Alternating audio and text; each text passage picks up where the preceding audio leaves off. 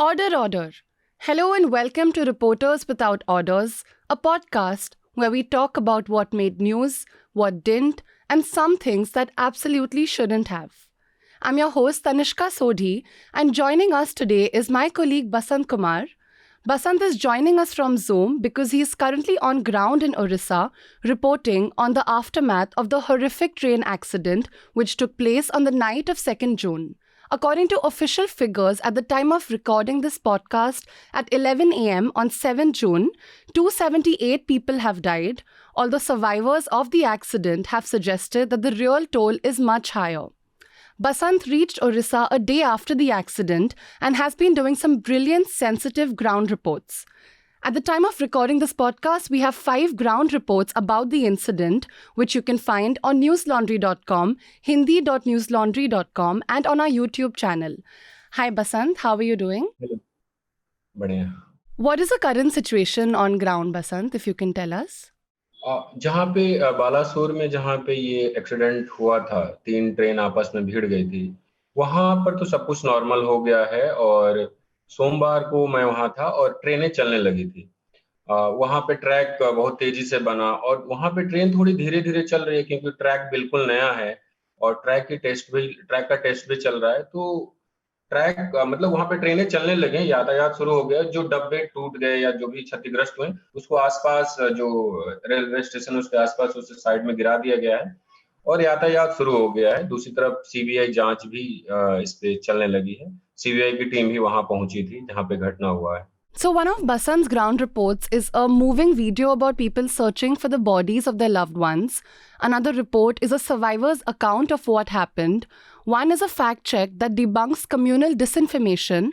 One is the story of a man looking for his brother's body for 5 days.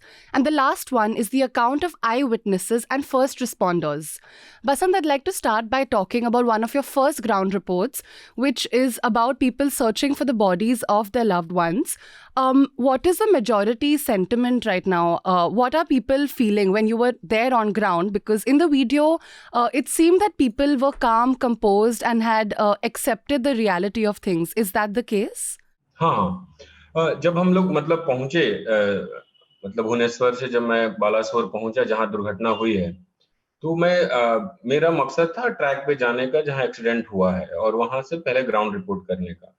हम वहां पे पहुंचे तब तक एक वेस्ट बंगाल की गाड़ी थी, पश्चिम बंगाल की, और उसपे वो जो छोटा हाथी अपने यहाँ बोलते हैं, पीछे का हिस्सा खुला रहता है, उसमें एक महिला थी, 4-5 लोग थे। तो मैंने ऐसे ही पूछ लिया कि आप लोग कहाँ जा रहे हैं?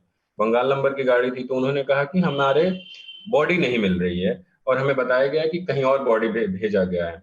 जब घटना हुआ, एक्सीडेंट हुआ, उसके बाद जो बॉडी थी वो उठा के घटनास्थल से 100 मीटर की दूरी पे एक हाई स्कूल है, वहां रखा गया था।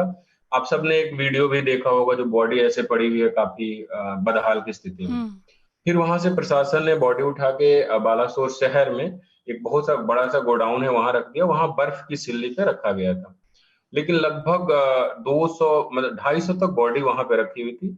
तो मैं उन जो पश्चिम बंगाल के लोग थे उनकी गाड़ी को पीछा करते हुए मतलब उनके साथ था, लगभग 1.5 घंटे तक हम इधर उधर भटके और मैं उस जगह पे पहुंचा जहां पे बॉडी रखी हुई थी।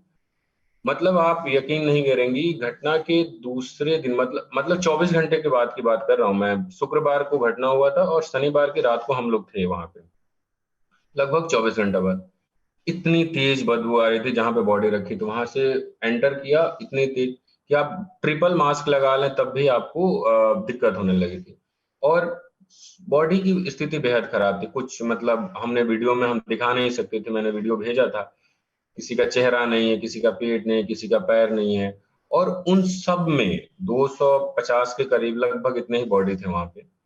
उन सब में लोग जो हैं, कोई पश्चिम बंगाल से आ रहा है, कोई बिहार से आ रहा है, कोई झारखंड से आ रहा है, कोई उड़ीसा का आ रहा है, और वो 250 में एक-एक का चेहरा उठा के अपनों को तलाश रहे हैं। वहाँ रो कम रहे थे क्योंकि सबको मतलब रोने मतलब अंदर तकलीफ तो थी ही सबको, लेकिन वो ढूँढना। और उसके बाद कुछ लोग ऐसे थे जो वहाँ जो बॉडी थी, लगभग सबका एक-एक बार चेहरा देख ले रहे थे। उनका अपना नहीं मिल पा रहा था क्योंकि चेहरा तो खराब हो गया था। तो बाहर क्या हुआ था, स्क्रीन लगाई गई थी और एक आदमी कितने देर इतने बॉडीज के बीच रहेगा, वो खुद भी बीमार हो सकता है, खुद ही। तो प्रशासन ने थोड़ा-सा बेहतर काम किया कि जहाँ पे बॉडी रखी थी वहाँ से थोड़ा पास में ही एक स्क्रीन लगाया था बड़ा सा, और उस पे तस्वीरें चल रही थी। और हर एक बॉडी का, क्योंकि चेहरा, कुछ एक बॉडी ऐसे हैं जिसका चेहरा पहचान में नहीं आ रहा, तो वो स्क्रीन पे अपनों की तस्वीरें देखते थे। वो नंबर वाइज था कि मान लीजिए 160 नंबर, 120 नंबर, और नंबर दिया गया था। तो चेहरा जिनका नहीं पहचान पा रहे तो हाथ में देखते थे कि कलावा था। और मुझे याद है एक जिस जिस पश्चिम बंगाल के लोगों का हमने वो उनके साथ गए थे, उसका भी चेहरा बिल्कुल बिगड़ गया था, और वीडियो का भी हिस्सा है। तो जिस लड़की को हम बाइक से जा रहा था, उसने बोला कि फोटो निकाला अपने फोन पे, बोला देखो बाल ऐसे ही जा रहा है, दाढ़ी ऐसी ही है, मतलब वो थोड़ा बहुत।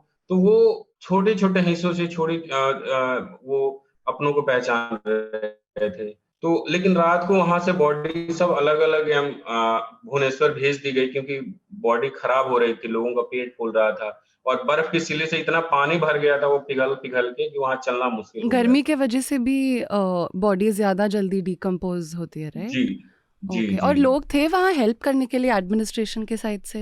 हाँ, मतलब एक चीज़ में तारीफ़ करनी होगी, मतलब इतनी बड़ी दुर्घटना हो गई वो तो है, पर उड़ीसा गवर्नमेंट काफ़ी बेहतर तरीके से इस चीज़ों को हैंडल कर रही है। मुझे याद है वहाँ के डीएम, बालासोर के डीएम, उनका नाम शिंदे कुछ करके है, वो पूरी रात वहाँ थे। और जो अपना हम सबने एक तस्वीर देखी होगी, बॉडी को ऐसे फेंका जा रहा है। हाँ। तो वो ना हो, क्योंकि जो लोग बॉडी उठा रहे थे वो लगभग लोग नशे में थे, और बिना नशा के आप मतलब उन्होंने मुझे बताया कि बिना नशा के हम ये कर ही नहीं सकते। इतनी बॉडी को उठाना, इतना बॉडी भारी हो जाता है। वो लोग नशे में थे, वो बॉडी को जैसे-तैसे फेंकने की कोशिश कर रहे थे, पर उड़ीसा प्रशासन, इवन डीएम वहाँ मौजूद थे, कई और अधिकारी मौजूद थे, और वो लोग पुलिस मौजूद थी, पूरा हेल्प डेस्क लग गया था। स्क्रीन पे आप अपने को पहचानिए, वहाँ जाइए, वहाँ बात कीजिए, फिर वो आपको लेके जाते थे, और फिर बॉडी अगर आपने सही से आइडेंटिफाई किया तो आप आधार कार्ड, पैन कार्ड, डॉक्यूमेंट दीजिए, और फिर संबंधित राज्य जैसे बंगाल के अधिकारी भी वहाँ थे। तो अपने उन अधिकारियों से बात करके बंगाल सरकार भी गाड़ी भेजी थी, उसमें बॉडी रखी जाती थी बंगाल की, वो खड़गपुर चली जाती थी। तो वहाँ पे हेल्प हो रहा था। पर लोग पहचान नहीं पा रहे थे, इतनी बुरी स्थिति थी। तो ये सबसे ज़्यादा परेशानी थी। और जो फैमिलीज़ है या सर्वाइवर्स भी है जिनसे आपने बात की, वो किसको ब्लेम करते हैं इस चीज़ के लिए? किसको अकाउंटेबल होल्ड करते हैं? रेलवे को, बेसिकली इसमें रेलवे की ही गलती है। रेलवे ने भी शायद एक्सेप्ट किया है कि वो सिग्नल नहीं हुआ, इस कारण ये सब हुआ, और इसमें रेलवे ही ज़िम्मेदार है। वो सुरक्षा कवच या दूसरे इंतज़ाम, और वो 1-2 रिपोर्ट भी आई थी कि इसके लिए वो मिला था, जानकारी आई थी कि दुर्घटना हो सकता है इन इलाकों में, फिर भी आपने इंतज़ाम नहीं किया। तो रेलवे को ही वो दे रहे हैं। लेकिन अभी वो इस हाल में नहीं है कि जो भी जिनकी डेथ हुई है, वो किसी को मतलब किसी पे आरोप लगाएँ। और सबसे आप जान के हैरान होंगे, अभी तक लगभग 4 दिन हो गए, मैं 3 दिन हो गए मैं मुझे ग्राउंड पे काम करते हुए।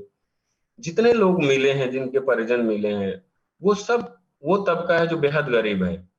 कोई झारखंड के दुमका का है, कोई बिहार के मोतिहारी का है, कोई पश्चिम बंगाल के मालदा का है। ये सब वो तबका है जो चेन्नई, साउथ में मज़दूरी करने जाता है। और कोरोमंडल थी, वो चेन्नई जा रही थी, और जो दूसरी यशवंतपुर एक्सप्रेस थी, वो बैंगलोर से आ रही थी। तो इन दोनों गाड़ियों में जो सबसे ज़्यादा मेजर नुकसान हुआ है, वो हुआ है जनरल बॉगी में। जनरल बॉगी में मौजूद एक आदमी से मैंने बात किया, वो पश्चिम बंगाल के, असम के रहने वाले थे।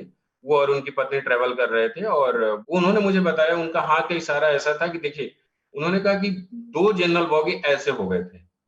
और जनरल बॉगी में अगर आपने शायद कभी ट्रैवल ना किया हो, लेकिन जिसने भी ट्रैवल किया है, सीट के ऊपर सी लोग बैठे रहते हैं, और साथ ही जो बीच का हिस्सा होता है ना, इवन लेटरिंग जो होता है, उसमें भी लोग बैठते हैं, क्योंकि जैसे-तैसे चढ़ना होता है।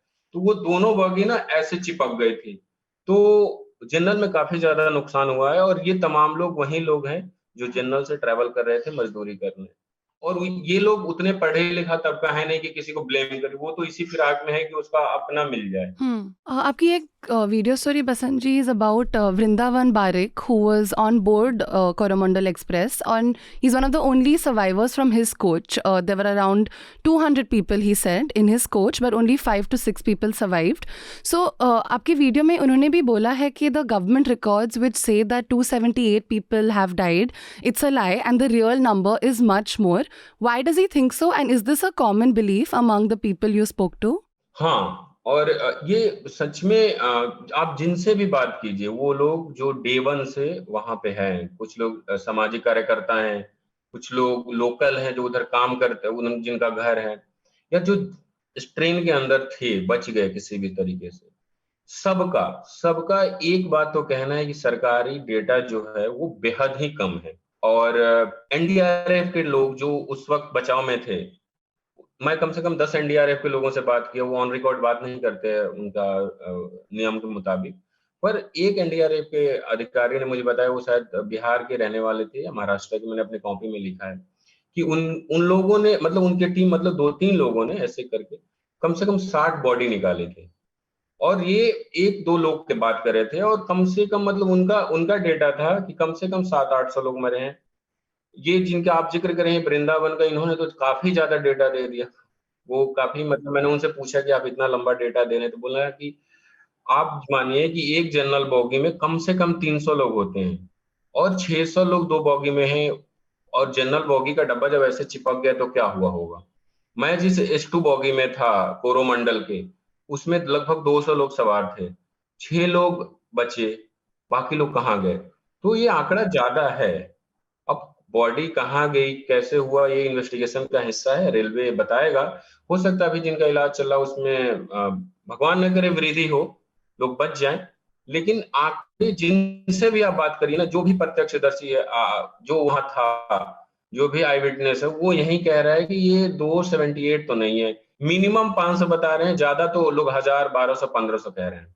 तो ये आंकड़े हैं। आपको लगता है इंटेंशनली कवर अप हो रहा है स्टेट या सेंट्रल गवर्नमेंट के साइड से कि ये नेचुरल ही लॉजिस्टिक्स में प्रॉब्लम है, क्योंकि अभी तक मतलब सारे बॉडीज शायद कलेक्ट नहीं हो पाए?